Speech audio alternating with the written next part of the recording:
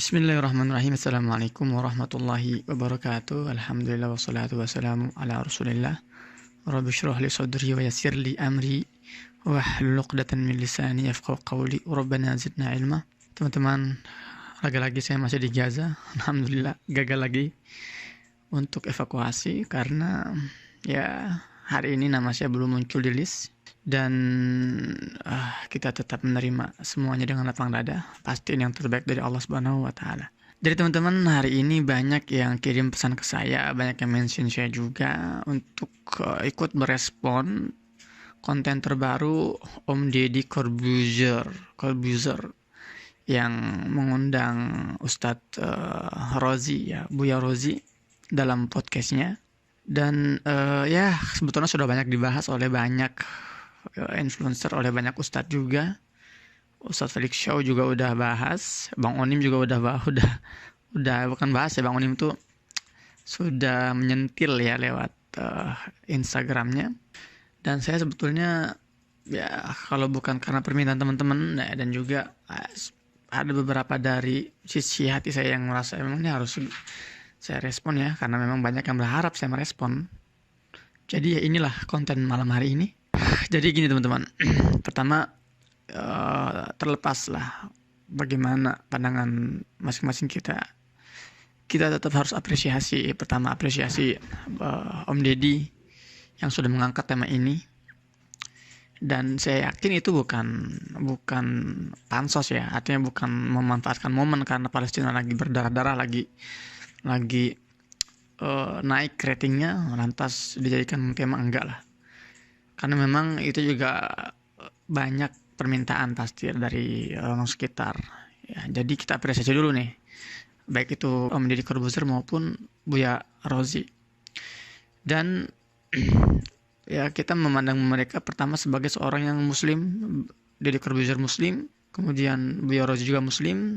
Mereka bukan musuh kita. Jadi respon kita pun harus sewajarnya. Apalagi saya dengar langsung, saya dengar dari awal sampai habis gitu podcastnya, dan beberapa poin saya ulang-ulang gitu kan untuk memahami poin yang ingin disampaikan gitu. Ya bagus, saya melihat ternyata Om Deddy juga sudah donasi ya lewat NPC, bagus, masya Allah, itu sebuah kabar gembira kan, dan itu disampaikan di podcastnya, artinya itu paling tidak memotivasi yang lain untuk oke, kita donasi juga gitu kan. Oke, kemudian saya juga melihat ada etikat baik di sini, ada etikat baik dari Om Deddy maupun dari Buya Rozi. Semuanya sepakat ya. Kita memulai konten kali ini dengan kesepakatan dulu. Ya, kita semua sepakat bahwa Palestina perlu dibantu. Itu bagus ya. Bahwa kekerasannya harus segera diakhiri. Ya, itu kesepakatan.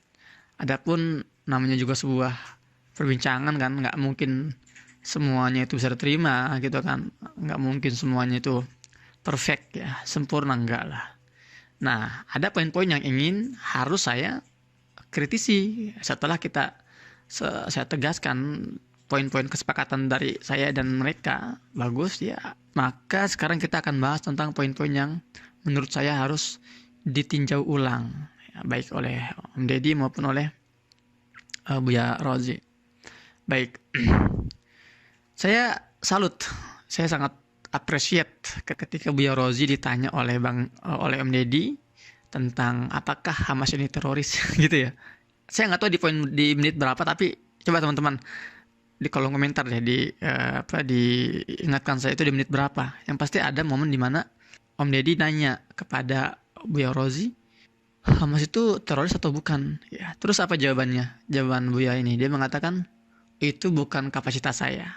Itu bukan bidang saya untuk membahas masalah Hamas teroris. Keren itu. Bagus banget. Nah, lebih bagus lagi kalau sebetulnya dari awal ketika dihubungi oleh Om Deddy, Buya Rozi, ini saya mau buat konten ini tentang Hamas. Kira-kira bisa hadir gak? Nah, lebih bagus kalau saat itu dilempar pertanyaan itu atau tawaran itu langsung jawab. Oh Mas Deddy, mohon maaf, saya bukan bidangnya. Itu lebih keren lagi ya. Jadi saya tahu beliau orang berilmu ya. Buya Rozi orang berilmu ya, lulusan luar negeri juga kan, dan memang ilmuannya luas. Tapi kadang kan ya kita harus berani mengatakan oh tidak tahu ya, atau oh, ini bukan bidang saya. Seperti tadi sampaikan ketika ditanya apakah Hamas itu teroris, sampaikan itu bukan bidang saya, bagus.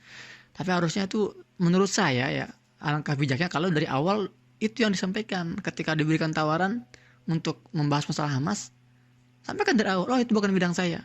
Ada yang lebih capable, ada yang lebih paham masalah itu. Apalagi kan Bang Deddy kan ya, Om Deddy ini kan banyak sekali kan relasinya ya. Para pengamat tentang Timur Tengah atau sejarawan paling tidak ya paling tidak kirim sejarawan lah. Karena kalau yang ditanya itu bukan di bidangnya, sama-sama aja. Om Deddy juga bisa aja cari di referensi yang tersedia tentang Hamas, tentang perkembangannya, ntar sampaikan di podcastnya gitu kan, solo gitu loh ya, monolog gitu, bukan dialog, bisa aja gitu loh. Sama aja kayak misalnya Om Deddy ini nanya ke tetangganya yang tukang sayur misalnya kan, Pak, Bapak berjual sayur ya? Oh iya Pak, datang ke podcast saya untuk bahas masalah Hamas. Nah kan, itu bukan bidangnya, tukang sayur itu. Ya, kalau bahas masalah kol atau timun, mungkin tukang sayur mantap itu gitu kan.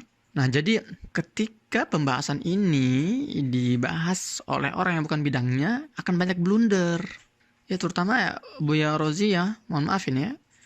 Kan Buya Rozi pernah dalam video yang pernah saya respon juga ya. Buya Rozi kan sempat mengatakan bahwa gerakan hak ini membolehkan membunuh orang yang tidak seideologi dengan mereka. Itu kan, itu ada jejak digitalnya. Dan saya sudah tonton video fullnya dan saya sudah komentari juga. Harusnya alangkah bijaknya Buya Rozi ini klarifikasi dulu masalah itu. Jangan membuka statement-statement lain. Ya, sebelum itu di-clearkan dulu ketika mengatakan bahwa oh gerakan hak ini memperbolehkan membunuh siapapun yang berselisih ideologi dengannya. Itu di-clearkan dulu. Ya, kalau emang benar sampaikan buktinya. Kalau memang ternyata nggak benar, minta maaf, sederhana aja. Oh, saya minta maaf. Itu ternyata saya salah informasi dan sebagainya. Itu biar bijak. Itu biar warga juga, masyarakat juga teredukasi. Kalau saya punya buktinya, kalau misalnya mereka tuh nggak seperti itu. Karena di Gaza ini ada ratusan ribu warga yang bukan dari hak. Tapi mereka nggak dibunuhi. Ya, orang-orang Fatah di Gaza ini hidup normal. Biasa sholat di masjid yang sama. Kuliah di kampus yang sama, nggak ada yang sampai dibunuh-bunuhi seperti itu, nggak. Itu dulu satu poin, sebaiknya itu diklarifikasi dulu, ya kebenarannya atau tidaknya. Karena kalau itu ternyata hoax, tidak benar dan sudah terlanjur keluar dari lisan ya ustadz dan itu sudah tersebar sana sini, itu hati-hati, itu namanya dosa jariah, itu menggelinding seperti bola salju. Dan antum lebih paham lah, saya nggak perlu ingatkan masalah itu, antum lebih paham masalah ini ya kan. Itu yang pertama. Kemudian ketika misalnya Buya ini menyebut oh harusnya hak ini mensterilkan dulu lah battlefieldnya, tempat perangnya ya sebelum mereka ini melakukan serangan. Ini terlalu ideal sekali. Mereka mau mensterilkan di mana? Mau dibawa kemana 2,3 juta orang ini dikeluarin dari Gaza? Ya di mana disembunyiin dulu di bunker? Gak ada bunker di sini.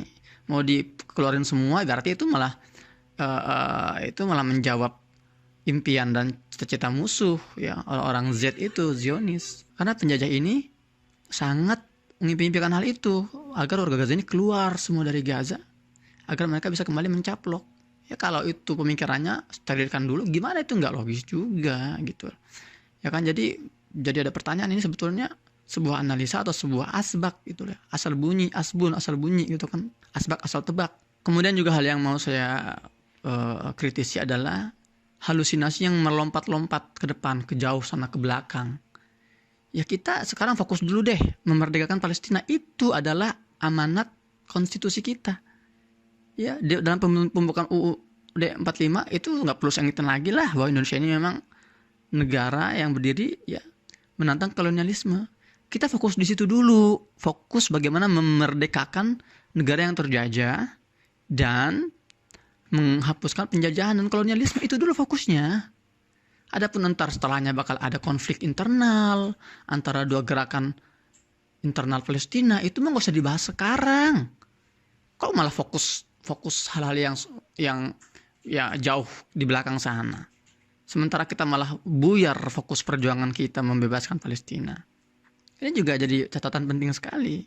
Jadi terlalu jauh imajinasi kita, terlalu besar halusinasi kita ini. Jangan juga. Dan saya sudah sering menjelaskan di berbagai konten saya. Mungkin ya konten saya jelek kualitasnya, jadi mungkin enggak level untuk didengar oleh Om Deddy atau oleh Buya Rozi ya.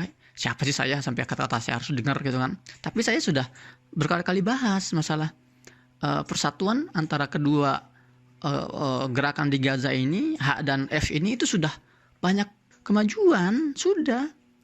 Bahkan yang sekarang bertempur di Gaza ini bukan cuman sayap militer gerakan H, bukan. Sayap militer gerakan F pun itu bertempur di sini, namanya Brigade Syuhada Al-Aqsa. Itu mereka juga bertempur melawan penjajahan. Oke lah, jalan utama gerakan F ini adalah perundingan. Ya betul, dan itu harus kita apresiasi. Sementara gerakan H ini adalah perlawanan. Ya itu juga harus kita apresiasi. Dua-duanya saling melengkapi. Dari situ kita melihatnya. Jadi bukan kita malah membentur-benturkan antara dua gerakan ini. Enggak. Perlawanan perlu, perundingan perlu. Seperti itu. Dan mereka juga saling respect. Ya, jadi di Gaza ini yang sedang bertempur sekali lagi bukan hanya sayap militer gerakan H, tapi sayap militer gerakan F juga bertempur. Dan itu diketahui oleh pimpinan tertinggi mereka. Ya Mahmud Abbas, mereka tahu. Itu dong harusnya yang kita bahas, bahwa ada persatuan di sini. Jangan kita malah mengungkit-ungkit perpecahannya yang menimbulkan pesimisme gitu kan. Ini bermasalah. Jadi ini tidak mengedukasi ke depannya. Seperti itu kan. Dan poin terakhir yang saya sampaikan, harusnya kita lebih fokus pada masalah kemanusiaannya di sini, bencana kemanusiaannya. Ngapain kita malah membahas berjam-jam masalah haknya, sejarah haknya, kemudian taktik perangnya atau resikonya. Ya dari 1 jam 7 menit itu saya lihat loh, kok malah jarang sekali mereka membahas kebiadaban Zionis itu, membahas bagaimana genosida berlangsung. Sudah 5.000 anak-anak dibunuh, 10.000 sudah meninggal dunia, 25.000 sudah terluka parah, 30.000 ton TNT ya, bom itu sudah dijatuhkan oleh penjajah itu ke Gaza. 30.000 ton itu artinya apa? Sudah melebihi 2 kali lipat lebih ya bom atom yang dijatuhkan di Hiroshima dan Nagasaki. Ya, bom atom yang jatuh di Hiroshima itu cuma 12.000 ton. Yang sudah ke Gaza hari ini 30.000 ton, dan itu masih terus berlangsung sampai detik ini. Itu kan juga perlu pembahasan, itu perlu uraikan juga. Oke lah, itu bukan kapasitas saya kan. Toh itu juga podcast Om Deddy ya, dia bebas lah mau bahas masalah apa kan ya. Tapi inilah kritik dari saya, dan inilah masukan dari saya ya. Ya, saya nggak bisa lama-lama, semoga bermanfaat. Teman-teman, mohon doanya, karena nih dentuman masih terus terjadi sana sini, kita masih terus di bawah serangan udara, dan semakin parah sih. Ya, semoga ini semua segera berakhir. Saya Muhammad Hussein di Gaza, Palestina. Assalamualaikum warahmatullahi wabarakatuh.